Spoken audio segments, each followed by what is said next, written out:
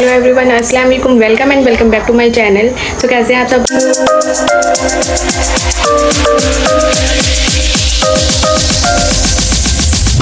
Hope आप सब बिल्कुल ठीक होंगे। तो मैं अपना आज का ये वीडियो यहीं से स्टार्ट कर रही हूँ। मैं अभी जाने लगी हूँ वापस से पासपोर्ट बनवाने के लिए। आपने मेरा पहला व्लॉग देखा होगा, उसमें तो मैं पासपोर्ट नहीं बनवा पाई थी, नहीं बन सका था। तो अब हम जा रहे हैं। इससे पहले भी मैं उस पासपोर्ट ऑफिस जा चुकी हूँ, वो बहुत दूर है हमारे घर से, बट कोई काम नहीं बना था।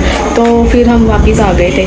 तो मैं वो वाली स्टोरी जो है ना घर आकर बताऊँगी। अभी मेरे पास टाइम जो है वो बहुत लिमिटेड है, तो अभी बस रेडी होती हूँ, फटाफट अबाया पहनती हूँ। रेडी तो मैं हो गई हूँ, तो फिर बस निकलती हूँ। पापा के साथ मैं जा रही हूँ। इतनी ज़ोर से मेरे थंब में सेफ्टी पिन जो है ना पूरी घुस गई है। ऐसे दबा रही थी ना अपने थंब को, तो इसमें से ब्लड निकल रहा था। ज़्यादा तो नहीं, बट थोड़ा सा निकल रहा था। ऑब्वियसली जितना होगा मेरे अंदर उतना ही निकलेगा ना। लेकिन अब फिलहाल रुक गया। अच्छा, यहाँ पे मैं पासपोर्ट बनवाने के लिए ऑफिस में आ चुकी थी। यहाँ पे टोकन नंबर चल रहे थे। मैं अपने टोकन नंबर का वेट कर रही थी। मेरा टोकन नंबर आने ही वाला था, इसलिए मैं रेडी शेडी हो रही थी कि मेरी पिक्चर बहुत अच्छी से आ जाए, क्योंकि ऑब्वियसली यार उम्रा करने जा रही हूँ ना, सो मैं बहुत ज़्यादा हैप्पी हूँ।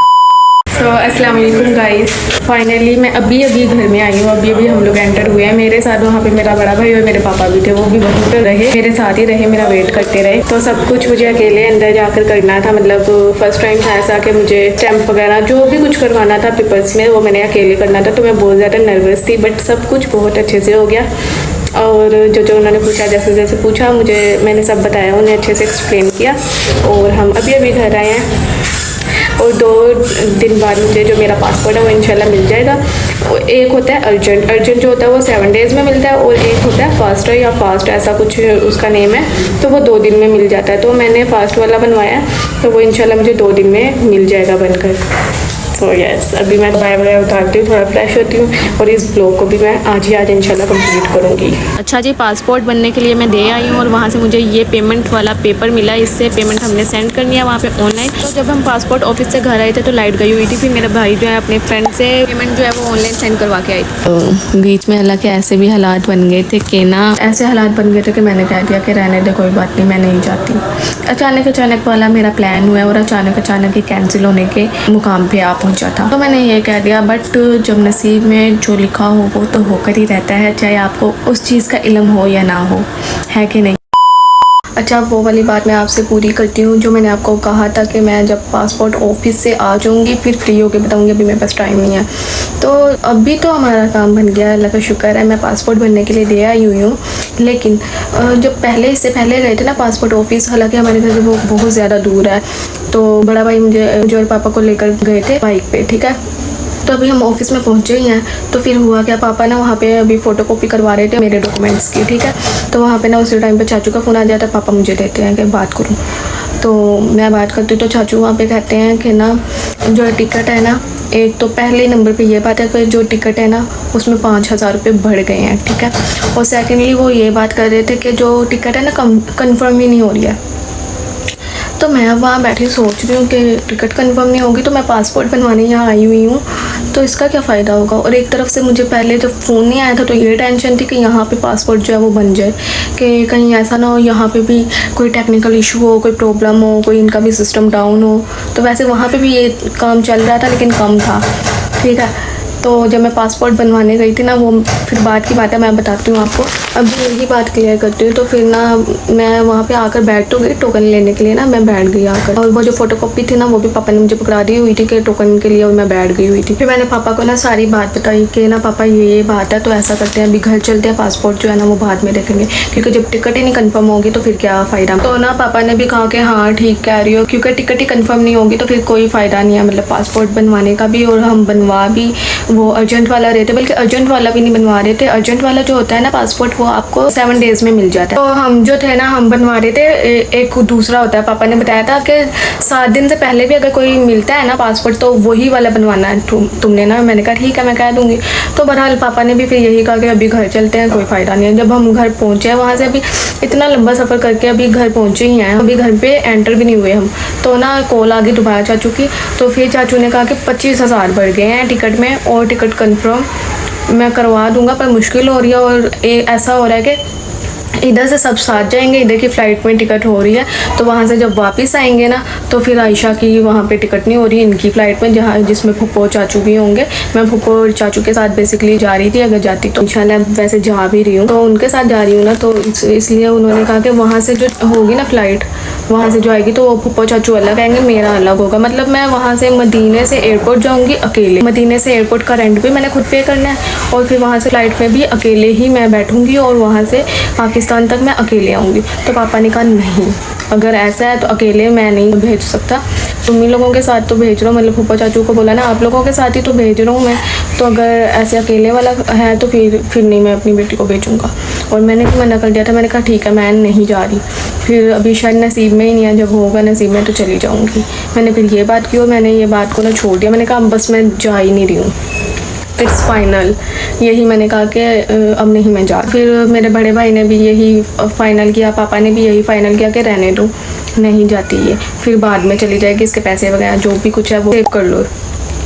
तो मैंने भी फाइनल कर दिया कि बस ठीक है मैंने नहीं जाना। वो टाइम गया और फिर उसके तकरीबन 3 या ढाई 3 घंटे बाद ना फिर से कॉल आती है चाचू वगैरह की, उनकी आपस में बात होती है कि भाई टिकट कंफर्म हो गया, यहाँ से भी वो साथ ही उनके जाएगी, वहाँ से भी साथ ही जाएगी, लेकिन जो पैसे बढ़े थे ना 25,000 रुपये वो कम नहीं हुए, वो वही हैं जहाँ तक कि मुझे अभी आइडिया है, तो वो उतने ही हैं। पहले 285 थे पाकिस्तानी, 2,85,000 रुपये, और अब जो है टिकट 3,10,000 रुपये हो चुकी। अभी देखो जब जमा करवाएंगे पैसे वहाँ पर तो क्या सूरत हाल होगी, क्या होगा, फिर वो मैं सारा आपको साथ साथ अपडेट ज़रूर करूँगी। बट फिर जब एकदम से दोबारा बाजी ऐसे यूँ पलटी तो मैंने फिर से अपना इरादा बिल्कुल चेंज कर दिया। मैंने कहा क्यों, मैं इतनी अच्छी जगह के लिए मना नहीं करूँगी। ठीक है मैं सैड हो गई थी, परेशान हो गई थी, मैंने मना कर दिया कि ठीक है, अगर अभी शायद पॉसिबल ही नहीं है, अभी शायद नसीब में ही नहीं है, अभी शायद जाना लिखा ही नहीं है। लेकिन ना फिर जब ऐसी बात आई तो मैं फिर फ़ौरन से तैयार होगी, रेडी होगी। मैं तो वरना सुकून से बिल्कुल फ्रेश होकर ना बस बैठ गई थी, सुकून कर रही थी मैं बिल्कुल।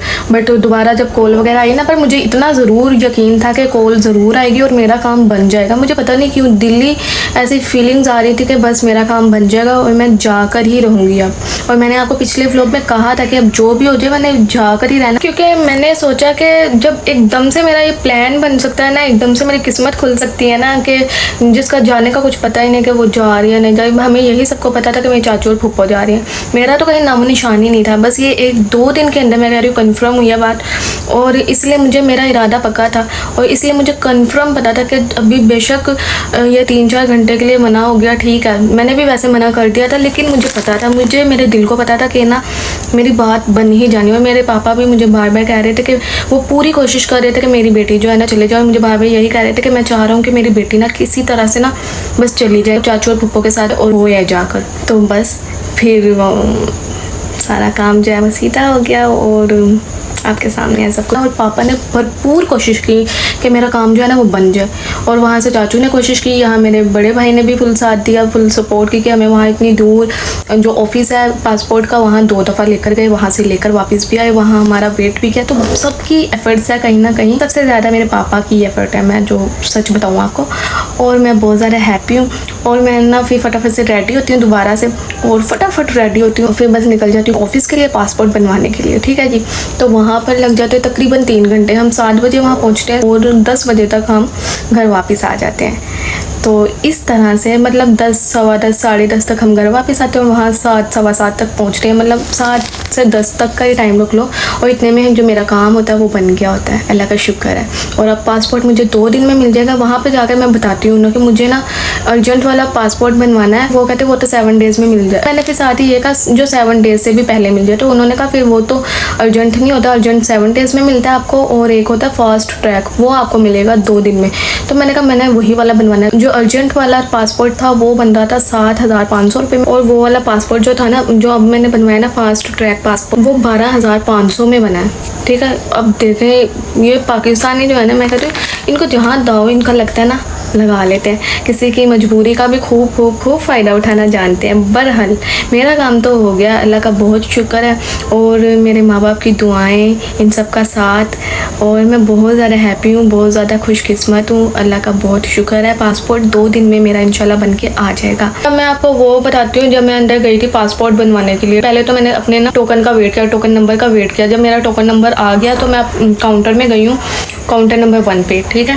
तो वहाँ पे गई हूँ, वहाँ पे उन्होंने मेरी पिक्चर क्लिक की पासपोर्ट के लिए, तो वो पिक्चर सेव नहीं हुई। उन्होंने दोबारा क्लिक की, वो भी सेव नहीं हुई। तो फिर वहाँ पे भी उस ऑफिस में भी वही टेक्निकल इशू आ गया, मतलब सिस्टम जो है वो डाउन हो गया और चल ही नहीं रहा था।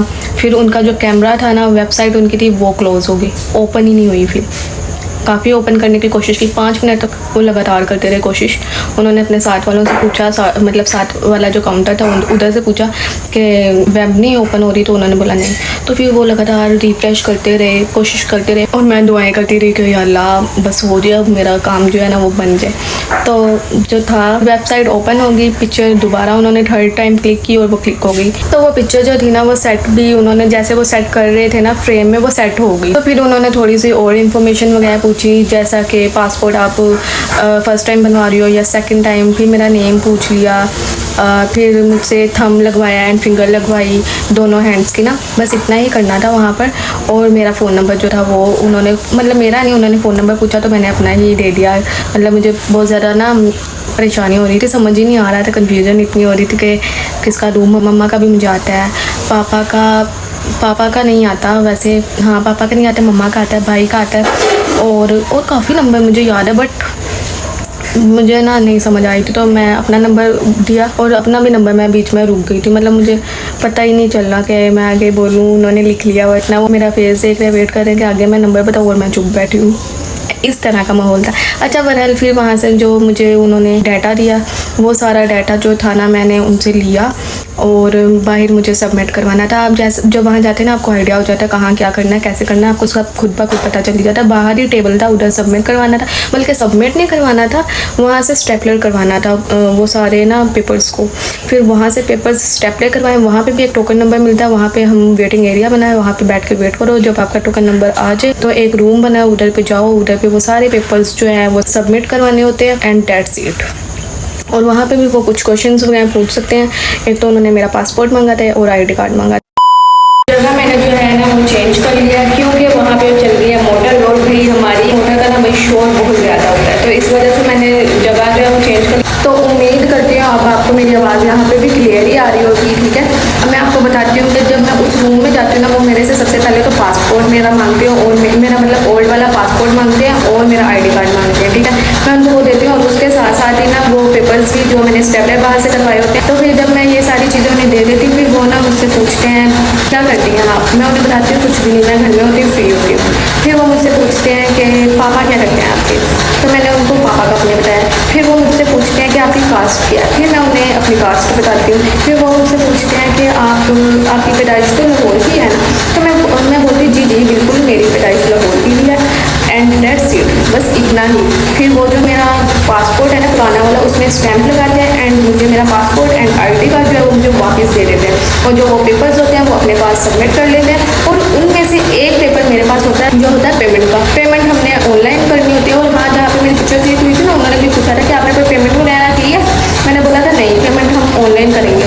तो उन्होंने बोला था हाँ जी ठीक है। मतलब हर काउंटर पे कन्फर्म किया जा रहा है कुछ ना कुछ करके, कहीं झूठ मूठ तो नहीं बोल रहे, या कोई ऐसा कोई सीन तो नहीं है कि इतनी अर्जेंट चाहिए, ने 2 दिन के अंदर पासपोर्ट चाहिए, कोई लफड़ा वफड़ा तो नहीं है, होता होगा ना ऐसा सीन वगैरह जो भी है। बहरहाल मेरा जो काम था वो बन गया। फिर वो मैंने पेपर पकड़ा जिसपे वो पेमेंट हमने ऑनलाइन सेंड करनी थी, और बस मैं बाहर आ। जब मैं फिर उस रूम से उस एरिया से बाहर निकलती हुई, तो जहाँ पे मुझे टोकन मिला था ना वेटिंग एरिया में, वहाँ पे पापा मेरा वेट कर रहे थे, और उससे भी बाहर पूरे ऑफिस से ही बाहर जो रोड है ना, बेसिकली जहाँ बाइक खड़ी करी हुई थी ना भाई, बाइक के पास ही वहाँ ही वेट कर रहे थे, ठीक है। तो बहरहाल मैं तो वापस आ चुकी थी बाहर, और फ्री भी हो गई थी। फिर पापा ने ना पूछा कि एक और मैं वहाँ से ना ज़रा इन्फॉर्मेशन लेकर आता हूँ, वो ये कि ना पासपोर्ट लेने तो कोई भी आ सकता है ना 2 दिन बाद। तो ये पापा पूछने के लिए वहाँ पर वापस अंदर गए, और फिर आ गए पूछकर हाँ कोई भी लेकर आ सकता है पासपोर्ट जो है, ठीक है। बस ये सारी बात ही, ये सारी इंफॉर्मेशन थी जो वहाँ की थी। पासपोर्ट कैसे बनवाने में गई, कहाँ गई, क्या क्या हुआ अंदर, वो सब मैंने आपको डिटेल में बताया। होप तो आपको समझ आई होगी, और होप